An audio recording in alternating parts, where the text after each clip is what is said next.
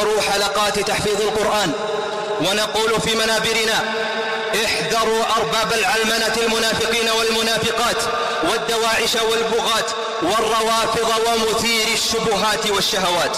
نقول كما يقول علماؤنا الكبار: احذروا الحفلات الماجنة والدعوات المشبوهة، احذروا التبرج والسفور والعري والاختلاط والفساد ومن بالماء العكر يصطاد، احذروا الحفلات الغنائية الكوميدية والسينمائية، وإن زعموا أنها ترفيهية فما هي إلا مشاريع تغريبية بخطوات مدروسة تدريجية وضوابط تغريبية لا ضوابط شرعية. ألبسوها أثوابا جذابة ومغرية وغلفوها بمعاني التغيير والتجديد للأفضل. ترفيه ليس لهم عندهم بدائل غير المجون والغناء والرقص والاختلاط، ما هو إلا عار وخزي ونذير شؤم على البلاد حينما يقدم الشواذ كقدوة للشباب.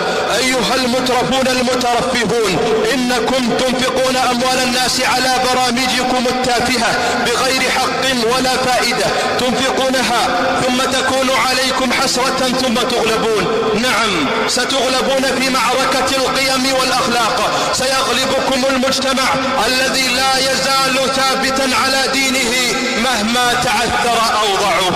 لن يقبل المجتمع أن يكون الترفيه مستوردا لأقذر ما في الثقافة الغربية لإفساده وتمييع عقيدته وقيمه وأخلاقه.